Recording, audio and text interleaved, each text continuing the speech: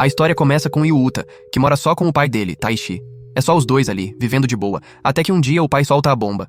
Ele vai casar de novo. Taishi até tenta suavizar, dizendo que a mulher com quem vai se casar não é bem o que parece, que ela vai sair do trabalho e todos vão se conhecer direitinho.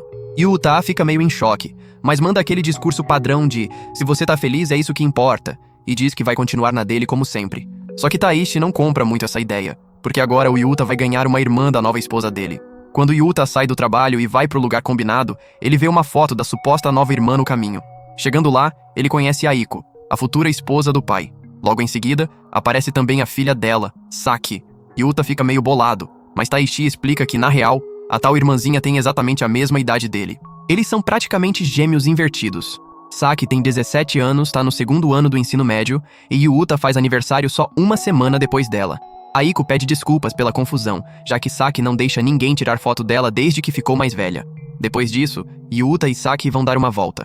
No caminho, ela começa a relaxar um pouco mais, dizendo que estava com medo de ser uma pessoa ruim e que agora tá mais tranquila, já que eles vão morar juntos. Ela comenta que trabalha todo dia para pagar a faculdade e manda bem nas notas. Yuta responde dizendo que inteligência não significa nada. Os piores criminosos sempre são os mais espertos. Saki dá risada. No dia 7 de junho, um domingo, Taishi tá surtando enquanto limpa a casa inteira esperando a chegada da mulher e da filha. Ele tá desesperado, achando que se a nova esposa disser que a casa tá fedendo, ele vai enlouquecer. Quando a campainha toca, Yuta atende. Aiko aparece cheia de sacolas, e Saki, querendo que ignorem aquilo tudo, fala pra todo mundo fingir que não viu nada. Ela até comenta que a mãe não sabe dizer não pra ninguém, por isso tava carregando meio mercado ali. Depois disso, Yuta leva Saki até o quarto novo dela. Ele explica que arrumou a cama e colocou cortinas, mas como não sabe do que ela gosta, ela pode mudar tudo se quiser. A mesa fica perto da janela, mas é só falar que ele resolve. Saki agradece, diz que o quarto é enorme, mas Yuta acha normal. Aí ela conta que antes morava num apartamento minúsculo, tipo uns 10 metros quadrados, sem quarto próprio. Yuta até comenta que imaginava que as duas dormiam juntas num colchão ou algo assim.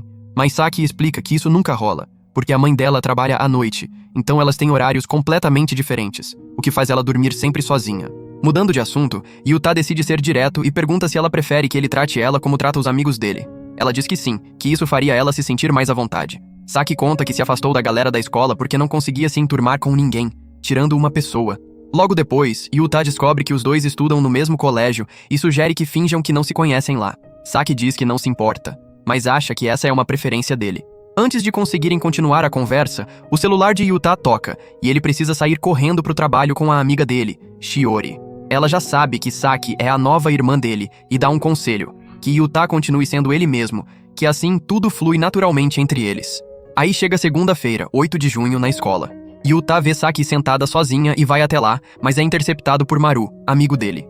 Maru diz pra ele esquecer essa história, porque se meter na vida amorosa dos outros nunca termina bem e que é melhor deixar Saki na dela. Ele percebe que Yuta estava olhando pra garota e explica que se Yuta saísse com ela, só ia se ferrar, já que rola uma fama bem estranha sobre ela. O pessoal espalha que ela ganha dinheiro se vendendo, o que deixa a situação toda bizarra. Yuta fica chocado, porque Maru nunca é do tipo que acredita em fofoca. Mas Maru insiste. Por causa da aparência dela, loira, cheia de piercings, com uma cara naturalmente brava, ela acaba ficando isolada de todo mundo. Depois disso, a gente vê Yuta no clube de tênis, onde o pessoal tá curtindo um tempo livre. Ele repara que Saki tá lá também, totalmente afastada. Então ele vai até ela e pergunta se ela tá matando aula. Saki fica surpresa, tira os fones e pergunta por que ele tá falando com ela. Yuta diz que fica preocupado quando alguém que ele conhece falta a aula. Ela zoa dizendo que ele tá parecendo o irmão mais velho dando bronca. Ele explica que não tá tentando dar sermão nenhum, só não sabia que ela também tinha escolhido tênis. Saki conta que a amiga dela, Maaya Asaka, tava brincando na quadra e sugeriu que elas escolhessem o mesmo esporte, e foi isso que fez ela entrar no time, mas admite que esse nem é o motivo principal. Então, ela vira a conversa e pergunta por que Yuta escolheu o tênis. Ele diz que não tem nada demais, mas ela fala pra ele relaxar, porque o motivo dela é bem mais vergonhoso. Já em casa, Yuta revela que escolheu o clube de tênis porque não tem partidas em equipe. Ele simplesmente não curte depender dos outros, nem que alguém dependa dele. Saki concorda na hora, dizendo que também não queria participar de nada em grupo, e que a ideia era justamente ficar bem longe da galera. Yuta começa a ligar os pontos e pensa que isso deve ter a ver com o fato de ela não conseguir se encaixar na turma, o que surpreende ele, já que sempre imaginou que meninas estilosas como ela fossem o centro das atenções. Saki responde que não liga pra isso, e que, se a deixarem em paz, ela consegue aproveitar melhor o tempo consigo mesma. Depois, Saki pergunta pra Yuta se ele conhece algum trabalho que pague bem. Ele por um segundo acaba acreditando nas fofocas e pensa que ela realmente se vende, mas logo se toca da besteira que pensou e pede desculpas. Então Saki finalmente abre o coração e fala dela e da mãe, Akiko. Ela explica que o jeito que se veste funciona como uma armadura, porque já passou por muita situação em que julgaram Akiko, que trabalha como bartender e tá sempre bem arrumada. O sonho de Saki é conseguir um emprego e se tornar independente, sem depender de ninguém. Depois de ouvir tudo isso, Yuta decide ajudar ela a encontrar um trampo. Mas como Saki não quer ficar devendo nada, ele sugere que, até arrumar um emprego, ela pague cozinhando pra ele. Claro que ela aceita. Mais tarde, Yuta desabafa com Shiori sobre a situação, e ela diz que não tem nada de errado em pedir ajuda de vez em quando. Todo mundo precisa de alguém. Yuta repassa isso pra Saki, mas ela ainda não se sente confortável em depender de ninguém, nem da própria família. Aí ela solta que tudo seria mais fácil se eles fossem pessoas ruins, mas logo muda de assunto, sem querer entrar mais fundo nisso. No dia seguinte, os dois vão cedo pra escola. É aí que Yuta percebe que Saki, enquanto escuta música, atravessa a rua sem ver o carro vindo. Por sorte, ela não se machuca, mas Yuta fica irritado e dá um sermão dizendo que ela precisa prestar mais atenção. Ele acaba voltando pra casa todo encharcado e, ao chegar na sala, dá de cara com Saki conversando com a amiga dela, Kaho. Já no dia 11 de junho, uma quinta-feira, Yuta fica lembrando do que rolou no dia anterior. Saki conta pra ele que a amiga dela, Maaya Narasaki, não tinha o número de celular dela e acabou tentando ligar pra casa do Yuta. Ela também comenta que agora eles são irmãos e Yuta diz que isso não o incomoda. Saki explica que Maaya viu os dois juntos no clube de tênis, e mais tarde, quando ele emprestou o guarda-chuva pra ela. Yuta se desculpa por não ter sido mais discreto, já que era melhor manterem distância pra ninguém descobrir que são irmãos. Mas Saki não liga muito pra isso, e no lugar, pede o número dele. Depois disso, Yuta ouve uma conversa entre Saki e Akiko. Elas comentam que Taishi provavelmente vai se atrasar pro trabalho, e que vão poder tomar café da manhã juntos, coisa que não fazem há muito tempo. Yuta e o pai elogiam o quanto a comida de Akiko é boa. Saki explica que a receita é uma tortilha com caldo que ela prepara usando caldo de frango branco. Akiko diz que Saki sabe fazer a receita e que pode cozinhar pra Yuta um dia. Ela responde que não fica tão bom assim, mas Yuta fala que adora ovo frito, então Saki promete fazer quando estiver no clima.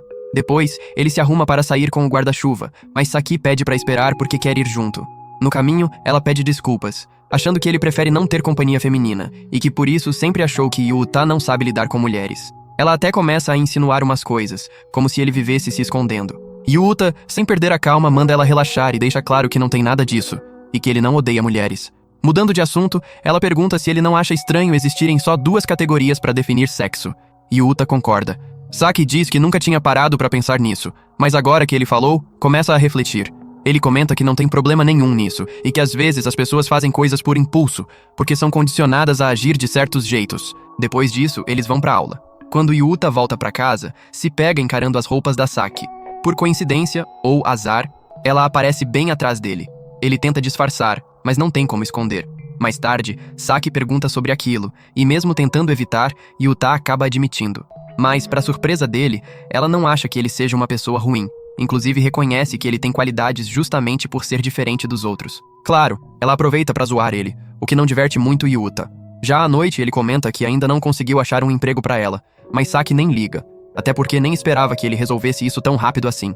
Naquela mesma noite, Saki aparece no quarto de Yuta perguntando se ele estaria disposto a avaliar, mas antes que a cena continue, o ponto de vista muda direto para as páginas do diário dela. Ali, ela desabafa sobre os dias que passou vivendo com Yuta desde que começaram a morar juntos. Saki está furiosa porque ele acreditou nos rumores sobre ela, aquelas fofocas nojentas da escola chamando ela de fácil e outras coisas piores. Ao mesmo tempo, ela admite que não consegue culpá-lo totalmente por isso. Saki escreve que nunca teve alguém que a entendesse tão bem quanto Yuta, porque os dois pensam parecidos em muitas coisas e até defendem ideais semelhantes. Ela percebe que sempre que ele compartilha suas opiniões, ela simplesmente concorda. E talvez seja por isso que estar ao lado dele faz ela se sentir tão bem. Enquanto Saki está presa nesses pensamentos, Yuta segura a mão dela e diz que naquele momento ela está agindo exatamente como o tipo de garota que tanto detesta, usando o próprio visual para manipular os outros. Ele lembra que ela sempre disse que odiava ser vista desse jeito e que se ela não consegue enfrentar quem pensa mal das mulheres, então não está entendendo realmente suas próprias palavras. E Yuta deixa claro, o importante ali não é ele, é ela mesma. Essas palavras fazem Saki abaixar a cabeça e pedir desculpas. Logo depois, ela comenta que, pelo que ouviu, o pai dele parecia ser uma pessoa muito boa. Saki percebe que, no fundo, ela e Yuta têm muito em comum, até as partes quebradas, e Yuta concorda. Ele sugere que os dois poderiam se dar bem como irmãos e até propõe que ela comece a chamá-lo de irmão mais velho. Isso anima Saki por um momento, mas logo ela começa a pensar que, se chamá-lo assim, vai acabar dependendo dele em tudo. Saki então percebe que só de chamá-lo de irmão, algo estranho começa a nascer dentro dela, algo que ela não sabe identificar e que nunca tinha sentido antes. Isso a deixa completamente confusa. Com o passar dos dias, ela começa a questionar o que está acontecendo consigo mesma, a ponto de nem conseguir dormir direito tentando entender seus sentimentos. Chega o dia 16 de julho, uma quinta-feira, e Yuta começa a refletir sobre toda essa situação. Para ele, Saki ainda é praticamente uma desconhecida, alguém com quem virou parente do nada, só porque Taichi casou com Akiko. Eles não têm laço de sangue, e mesmo depois de quase um mês morando juntos, ainda estão tentando entender qual é a dinâmica dessa família nova. Saki continua sendo uma presença incerta na vida dele, alguém com quem ele divide a casa, mas que ainda parece distante de um jeito difícil de definir. Nesse meio tempo, Saki pede ajuda para Yuta com literatura moderna. No meio do papo, ele acaba soltando que não tem experiência com amor, mais um ponto que os dois têm em comum. Mais tarde, Yuta encontra Maaya na escola, e ao descobrir que ela manda bem nos estudos, pede dicas sobre como lidar melhor com Saki. O melhor conselho que Maaya dá é que Saki consegue se concentrar ouvindo música enquanto estuda. Quando Yuta comenta isso com Saki, ela até gosta das músicas recomendadas, mas fica um pouco desconfortável ao descobrir que a playlist veio da própria Maaya. Depois, enquanto Yuta está no trabalho, Shiori pergunta se ele tem mais cópias de um certo livro. Ao ver que só restou uma unidade, ele fica frustrado por não terem enviado mais. É então que ele descobre que o livro, Uma Brecha na Noite Azul, ganhou adaptação para o cinema. A história fala sobre um jovem que, à meia-noite, encontra no parque uma garota com um violino antigo, fugindo de dois homens ligados ao passado dela. O garoto se junta a ela, e os dois viajam no tempo e no espaço para desvendar o mistério do violino. Quando Yuta lê sobre o filme, acha a premissa interessante e pergunta se ainda está passando nos cinemas. Shiori explica que aquela seria a última noite em cartaz, porque no dia seguinte ele seria substituído pelos filmes de verão. Então ela convida Yuta para assistir com ela, já que os dois saem do trabalho no mesmo horário. Ela ainda brinca que sábado à noite é dia de se jogar na diversão. Yuta pede para ela pegar leve, mas acaba aceitando o convite. Shiori comemora e até elogia ele por ser um estudante tão responsável, do tipo que avisa os pais antes de sair. Finalmente, eles entram no cinema. O filme começa mostrando um jovem correndo por ruas vazias de um vilarejo. Ele tropeça de um jeito engraçado, fazendo a garota que o esperava soltar uma risada. Yuta observa e fica impressionado com a beleza dela, notando também o violino velho que ela carrega. A garota se aproxima e pede para ele cuidar daquele violino, porque mesmo que ela morra, o instrumento precisa sobreviver. Ele não pode cair nas mãos dos homens que a perseguem.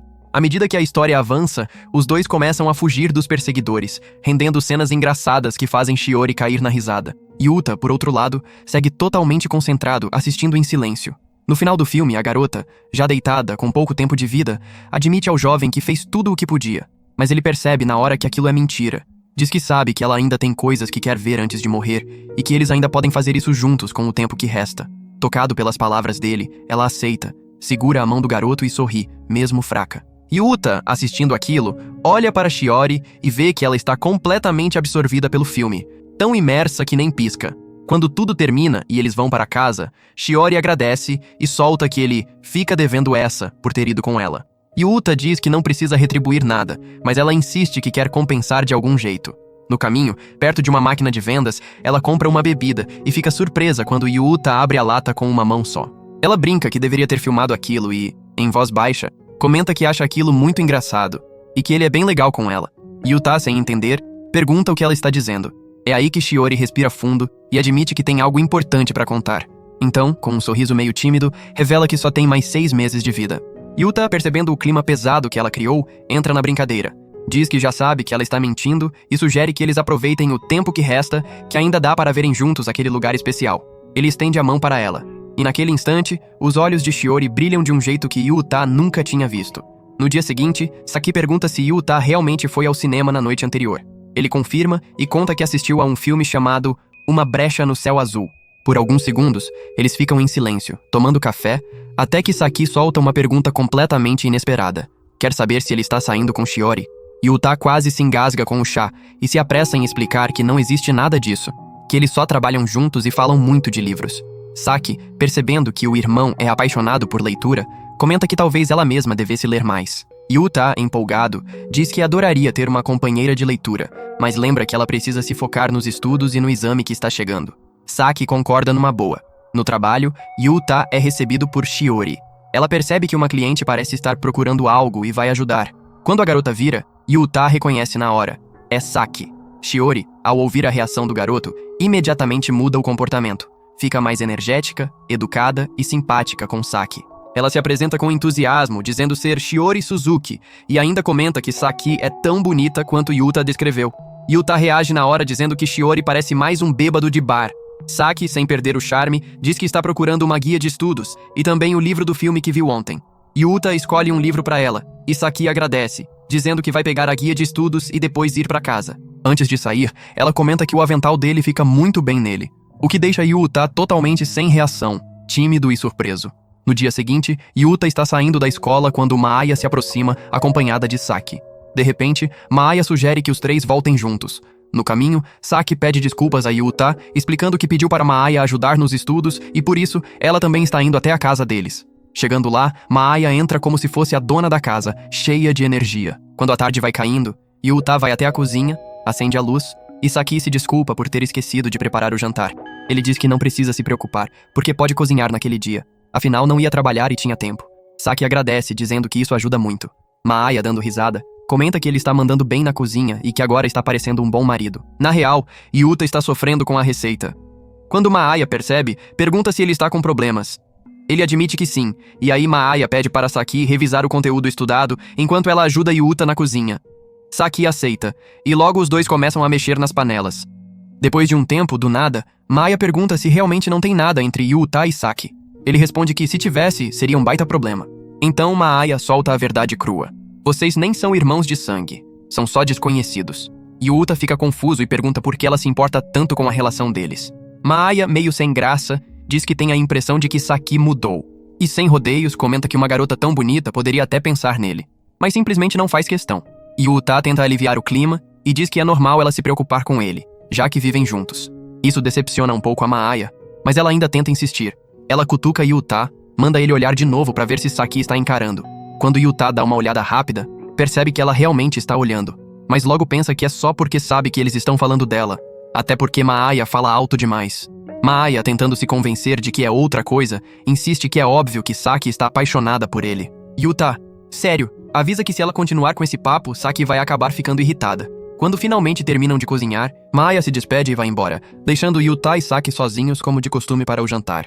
Yuta pergunta como foram os estudos, e ela diz que, graças a ele, conseguiu resolver os exercícios da Maaya numa boa, mas também admite que ficou brava com a amiga porque acha o método de estudo dela completamente ineficiente. Yuta concorda em parte. O jeito de Maaya não é nada direto, mas Saki pede pra ele não se preocupar, porque aquele estilo funciona pra ela e ela tem certeza de que vai mandar bem no exame do dia seguinte. Ouvir isso deixa Yuta todo animado, e ele diz que vai torcer por ela, o que deixa Saki super feliz e grata. No dia seguinte, Yuta passa o dia inteiro preocupado. Quando chega em casa, fica ouvindo o noticiário sobre o clima e ouve que vai cair uma chuva absurda em Tóquio. Na mesma hora, flashes de memória com Saki começam a vir. Quando ela pediu ajuda com literatura moderna, quando agradeceu dizendo que ele era um ótimo professor, quando ele ajudou ela com músicas para estudar, tudo vai se misturando na cabeça dele. Ele então decide mandar uma mensagem perguntando onde ela está, mas não recebe resposta nenhuma. Isso faz Yuta lembrar do momento em que Saki disse que confiava nele e que se esforçaria ao máximo. E isso pega ele de surpresa. Sem conseguir mais ficar parado, ele sai correndo com 2 guarda-chuvas na mão, disposto a encontrar ela. Ao chegar perto do elevador, Yuta tenta entrar às pressas e acaba trombando em alguém. Todo sem jeito, ele se desculpa e pergunta se está tudo bem. Saki, vendo ele completamente atrapalhado, pergunta se ele vai sair, já que os dois estavam esperando o elevador há alguns segundos. A porta se fecha e finalmente os dois ficam a sós. Yuta explica que já estava tarde e ela ainda não tinha voltado. Com a chuva forte e sem resposta nas mensagens, ele ficou preocupado que algo tivesse acontecido. Também confessa que estava tenso por causa do exame, imaginando que ela pudesse estar chorando sozinha em algum lugar. Ao ouvir tudo isso, Saki pede desculpas por ter feito ele se preocupar.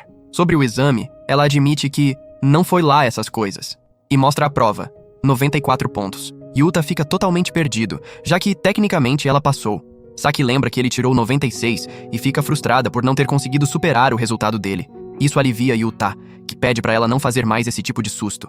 Saki se desculpa novamente e explica que, antes de voltar pra casa, passou pra comprar umas coisas. Yuta pergunta se ela ia comemorar o exame, mas ela explica que, na verdade, queria agradecer a ele. Yuta lembra que ela está morando com eles há 1 mês e diz que não precisa agradecer desse jeito, mas ela continua com aquela expressão sincera que mexe com ele. Chega o dia 22 de julho, uma quarta-feira, e o professor avisa que as férias de verão começam no dia seguinte. Quando Yuta chega à livraria para trabalhar, percebe que Saki está lá. O que é estranho, porque ela entra direto na área restrita. Ele pergunta ao chefe quem era a garota, e o chefe responde que ela foi fazer uma entrevista. Yuta, surpreso, pergunta qual o nome dela, e o chefe confirma: Saki.